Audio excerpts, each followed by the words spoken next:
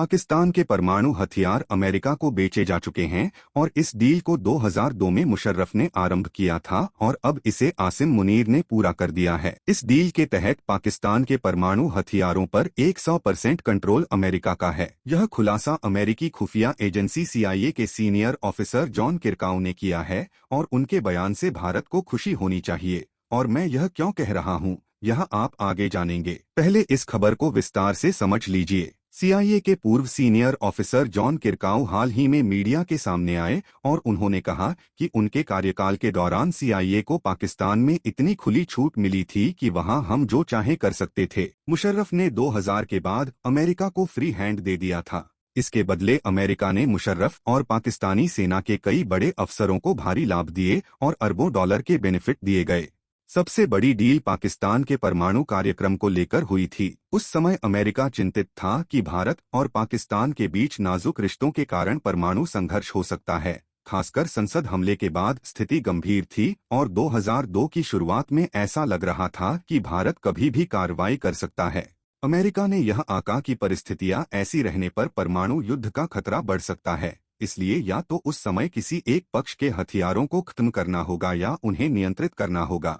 और पाकिस्तान को नियंत्रित करना अमेरिका के लिए आसान लगा। मुशर्रफ को भारी बेनिफिट दिए गए और फाइनल डील में पाकिस्तान के परमाणु कार्यक्रम का पूरा कंट्रोल अमेरिका के हाथों में आ गया। कुछ रिपोर्ट्स में तो यह भी कहा गया कि डील के अनुसार जब तक पाकिस्तान पर कोई परमाणु हमला नहीं होगा, पाकिस्तान इन हथियारों का इस्तेमाल नहीं कर सकता क्योंकि अमेरिका के पास नियंत्रण है। CIA के जॉन किरकाउ के बयानों को ऑपरेशन सिंदूर के नतीजों से भी समर्थन मिला है। पहले जब छोटे छोटे एयर स्ट्राइक होते थे तो पाकिस्तान परमाणु हमले की धमकी देता था, लेकिन ऑपरेशन सिंदूर में जब भारत ने व्यापक सर्जिकल स्ट्राइक और एयर स्ट्राइक की तो पाकिस्तान की तरफ से कोई परमाणु हमला नहीं हुआ और बड़ी धमकी भी नहीं आई। ऑपरेशन सिंदूर के दौरान भारत ने उन सुविधाओं पर भी हमला किया जहां पर माना जाता था कि परमाणु कार्यक्रम चलते हैं। और इसके बाद अमेरिकी न्यूक्लियर एक्सपर्ट्स और स्पेशल टीमें नूर खान बेस और किराना हिल्स जैसी साइट्स में गए और वहां होने वाले नुकसान और स्थिति का आकलन किया। इस जांच ने यह संकेत दिया कि पाकिस्तान के न्यूक्लियर वॉरहेड्स पर अमेरिका का प्रभाव या नियंत्रण मौजूद है।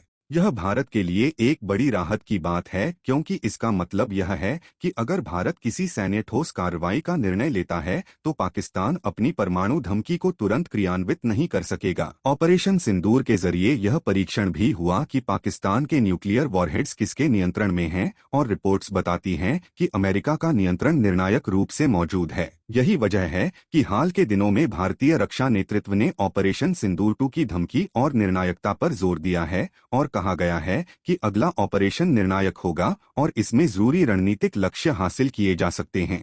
CIA के पूर्व ऑफिसर की रिपोर्ट इस पूरे संदर्भ को पुष्ट करती है।